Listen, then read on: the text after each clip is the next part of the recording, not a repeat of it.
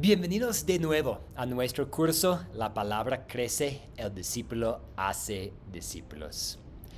¿Alguna vez ha querido algo tanto que estaba dispuesto a hacer casi cualquier cosa para conseguirlo? A veces cuando queremos algo o necesitamos algo o estamos tratando de resolver un problema o estamos tratando de superar un obstáculo, tenemos que ser creativos. En nuestras clases en vivo, estamos hablando de estrategias para crear un público para el Evangelio. Específicamente, estamos hablando de cosas que usted puede hacer para invitar a personas a estudiar la Biblia y 4 conceptos bíblicos clave con usted. Hasta ahora hemos hablado de tener conversaciones sinceras y usar recursos impresos y digitales para crear interés en aprendiendo más. Hoy vamos a hablar sobre el papel de la creatividad e incluso el uso de su proyecto final como una forma de llevar a personas para que estén frente a Jesús en su palabra.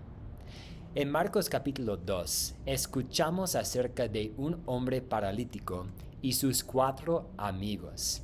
Estos 4 hombres querían poner a su amigo frente a Jesús, pero hubo algunos desafíos, algunos obstáculos en el camino.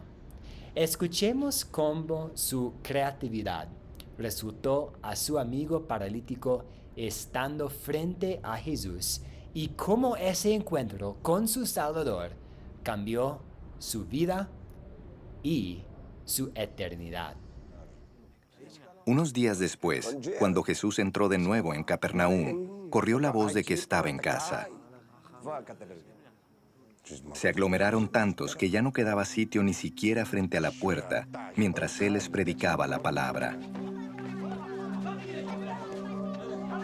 Entonces llegaron 4 hombres que le llevaban un paralítico.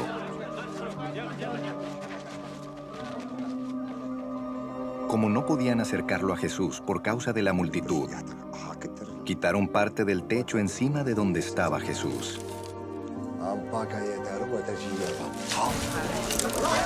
Y luego de hacer una abertura, bajaron la camilla en la que estaba acostado el paralítico.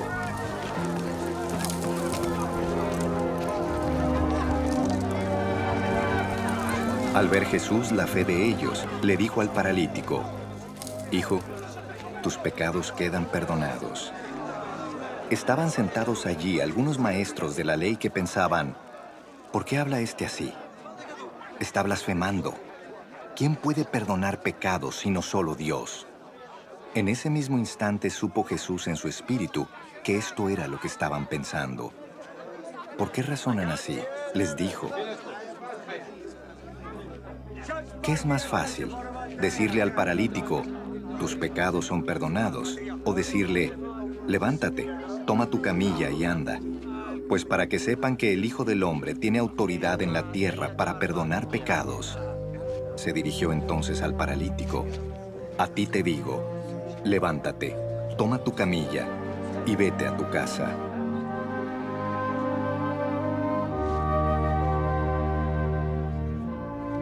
Él se levantó, tomó su camilla enseguida y salió caminando a la vista de todos.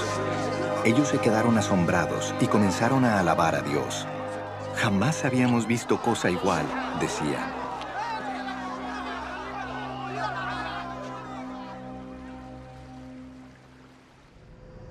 Aprendemos mucho en esta parte de la Escritura. Y una cosa que aprendemos es lo que significa ser un buen amigo.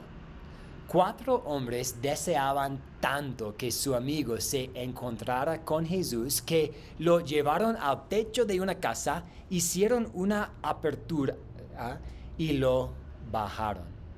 La verdadera amistad implica preocuparse por el bienestar espiritual y eterno de alguien. Ser un verdadero amigo es conectar a alguien con Jesús. Presentar a otros a Jesús es una manera de ser un buen amigo. Cuando este hombre paralítico se puso frente a Jesús, su vida cambió. Él pudo caminar. Esto le permitió disfrutar de sus facultades físicas dadas por Jesús. Probablemente tuvo implicaciones económicas positivas para él y su familia. Jesús pudo hacer algo por él que ningún médico había podido hacer. Aún más importante, el paralítico escuchó palabras de perdón pronunciadas directamente por la boca del Salvador. Jesús lo absolvió de todo lo malo que había hecho y de todo lo bueno que había dejado de hacer. Y sabemos que donde hay perdón de los pecados, hay vida y salvación. Este hombre salió con la habilidad de caminar, pero salió con aún más.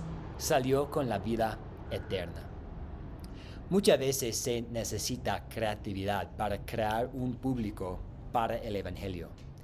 En parte esto se debe a una diferencia entre los creyentes y los no creyentes. Los creyentes son motivados por el Evangelio a permanecer en la palabra. Sin embargo, los incrédulos no pueden tener la motivación correcta para estudiar la palabra de Dios. En cambio, pueden estar motivados por el miedo a la muerte o por el deseo de buscar y encontrar alivio de la culpa. Pueden sentir curiosidad por las creencias de los demás o curiosidad sobre la Biblia o Dios. Pueden estar interesados en la paz que notan que los cristianos tienen en sus vidas. Pueden estar intrigados por el amor que los cristianos les muestran. Dado que los incrédulos no pueden elegir estudiar la palabra de Dios por buenas motivaciones por su propia cuenta, los creyentes pueden tener que ser creativos en las formas de invitar a los no creyentes a aprender aún más. Y luego, con la fe, sí pueden ser motivados a estudiar por buenas razones. Entonces, ¿cuáles son las formas creativas de crear un público para el Evangelio?